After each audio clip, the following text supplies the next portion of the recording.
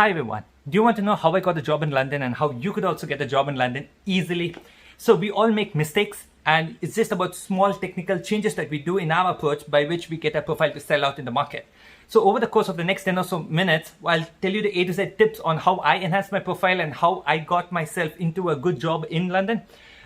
If you fall under any of the following 4 categories, this video is an absolute necessity and you wouldn't want to miss a bit out of it. 1, if you're an international student who's moving into the UK and is wondering as to what course do I pick and how do I get a job in the UK, yes, this video will give you a lot of tips on that front. If you are already an international student who is in the UK and is struggling to get a job or doesn't know why am I facing rejections, it would be helpful.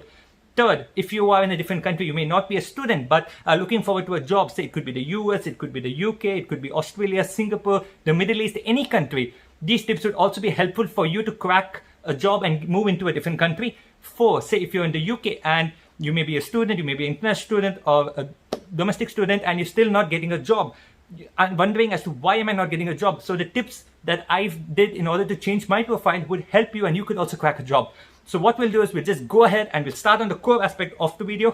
Let's head there now. Hi everyone, so let me introduce myself as Fauzan. So as you can see on the name on the channel, it's Fauzan Rahim. So with regards to this entire channel, I will be posting a video every Saturday. The focus of this channel is to provide career related information which will help individuals to decide on what's the way by which you choose your dream job and go ahead and apply and get it. Unlike other channels or other articles that you come across where say you would see plenty of articles that highlight say 5 tips to crack your dream job or 10 tips to write the best answer the best interview questions or CV tips, cover letter tips. But what happens is that anyone can go online, see plenty of articles, but do you know, does it work or not? So what I would go ahead and I would express or share is my journey as to how I went, cracked interviews, made mistakes, learned from my mistakes, how I went to and got my job eventually, and I'm settled in London at the moment. I'm a living example of proof that it works. So you can believe in my approach. So if I can do it, why can't you do the same and get into the same dream job?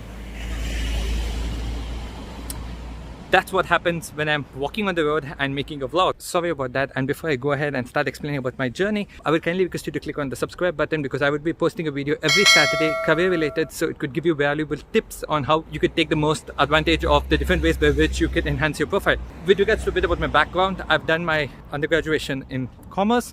I have a few years of experience in the financial industry with top banks in the world. Then I had my own startup where I built it and I grew it into an empire where I was operating in multiple countries. And then I knew that I was not as efficient as I could be, so I wanted to do a degree where I could enhance my potential. So that's why I decided, in order to going ahead and doing an MBA, a business administration master's program. Anything in life, what you need to know is there are 2 main aspects you need to consider. One is the why rule and other is the how rule. So if you want to apply for anything, you need to know why. And if you want to get selected for a job or a university or a particular course, you need to think, why would they want you, or why would a company want you, why would a country want you to come and work there? And then it helps you to work out the how rule, how you're going to prove that you are the ideal candidate, how are you going to make yourself lead in front of the line. So that was something which everyone has to consider with regards to any type of approach you do. You might wonder as to why I chose the UK, because again, as I said, the why rule. There were 3 countries which I considered before I applied for. Of course, one was the UK, one was Australia, another was Singapore. And the reason why I chose these 3 countries where it is a situation where, say, barring US, a situation where you meet a lot of people from different cultures, from different countries. So you get to learn different business practices, different cultures, different approaches, and it enhances your networking skills, at the same time your potential to develop yourself further. So that is the main advantage of having this multi-diverse situation where you equip yourself much efficiently. So when I was looking out for universities, say I came in 2019, so at that time when anyone goes through the program and gets graduated, so they get 4 months of a stay back option. I had this objective that I wanted to go into any country where I wanted to at least work there, because as a student, if I can go ahead and get so much of information, imagine if I'm working in a company, the amount of potential knowledge that I could derive out of it. So that was a very crucial factor by which I was looking at universities that were providing, say, a placement year. Now for people who come into the UK, that's not a concern because you get your post-study work visa of 2 years. So it enhances your chances and broadens your approach with regards to the universities and the purpose that you want to choose before coming here. So that was one of the influencing factors for me to choose my particular university where I did it. The reason why I'm saying is, say we all may or may not want to go ahead and get a job in the country where we're going to study. But for me, I had the purpose. I wanted to get at least a year of experience and then come back and work on another startup by which I could grow it in a more professional manner, because I would have the practical application from my MBA and also the practical exposure from my work experience. Because what happens is, say, there are times when companies would sponsor your visa, but how do you prove your worth in 4 months' time? You could have 2 months of success, but it could be fluke. Whereas if you have at least a year to show your potential, the company or the organization would also be like, okay, this person has consistent and has the potential. So irrespective of your background, you still can go ahead and get a good opportunity. So that's why the opportunity to stay in the country and work and show your potential is very crucial if you want to gain some valuable experience. So for me, I wasn't looking at the long-term part of being here. It was more like I wanted to stay here for a year, get maximum exposure, and then now I've liked it, and I know that the amount of learning I've done in 1 year, if I spend, say, another year or 2, the amount of experience and networking that I build would help me in future when I want to have my own startup and broaden it across different global regions. So that was my personal purpose, why I chose this university and why I came here. So fast forward from the university angle, moving into the job or the career related aspects. So not everyone is perfect. I made millions of mistakes. I've applied for more than 150 jobs, got rejected. Every morning I used to wake up, open my email inbox, and all I used to get was rejection.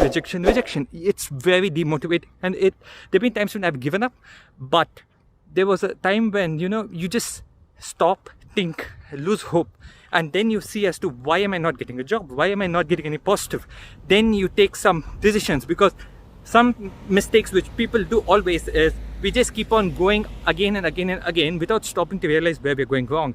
So what I did was I took a break, realized, and then started again. So before I get into my approach, the first thing you need to know is, why should a country encourage you and give you the right to work in the country over its local citizens? Because their priority is their citizens. So what happens is every single country has shortage of skills. So you need to be someone who is able to fulfill that shortage. So they would be happy to have you on board. Say, for example, I would make another video focusing on the core shortage skills in the country, especially in the UK, and how you can tap into that market and get a chance to be employed in a country.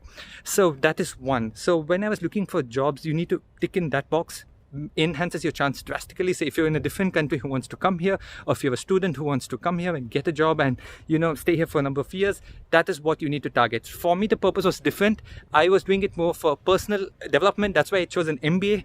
Business administration is not a skill shortage, but my past experience and the field in which I'm working to is something that contributed towards a shortage of skilled employment. So in case if you want to come into the country and stay and work for a longer period, then I would say when you're looking at universities or courses, focus on courses that are in demand and fall under the skill shortage list. So the country is also happy to have you come in and contribute towards the economy, while organizations would also be happy to sponsor your visa and take you on board. So that is something you need to consider. So I think this all moves aside into a more in-depth topic, which I would explain in detail later. So this video, I just wanted it to be about myself, to show you that when I can do it, UKs can also do it. You just need to believe in yourself and adopt a few tips and tricks that I've used.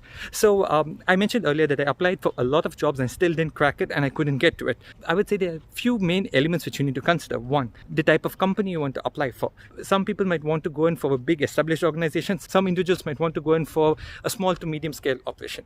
My advice is go in for a small to medium scale operation.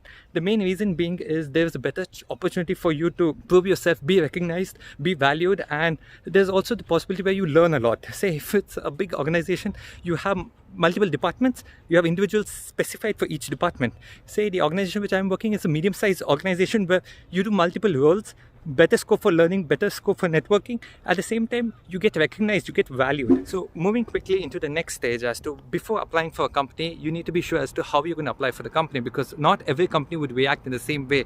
Say one small tip I could give is, normally we all go on to say a company's website and apply for a job, thinking that it's going directly into the company's HR division, we'll get a quicker response, we're not going to any hierarchy. But what we fail to realize is, if a company is going to invest money, post an ad, give a deadline, track it, do you think that they're more concerned about checking something that's on file when they want to go to it, or they would rather go ahead and check what type of applications have come in for something they've invested money in. So these are small tricks, I would say, that a lot of people fail to understand. They just go apply randomly. So you need to target, understand why a company is doing an act and how you're going to tap into that and do so. So it's a small tip. I would explain a variety of tips by which you can enhance your potential of getting an interview call. Second, the first thing that sells you and gets you an interview call is a CV. So normally what we do is we just put a rigid CV template, but you should understand that a CV is something that has to be customized for you.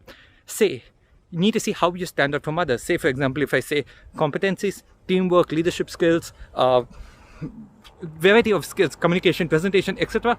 Or I have proficiency in, say, Excel, SQL, or Python, any softwares, Java example. Anyone can do that. So how do you make yourself stand out? Put yourself into their shoes. Say, if I'm an employer, why should I call you for an interview seeing your CV?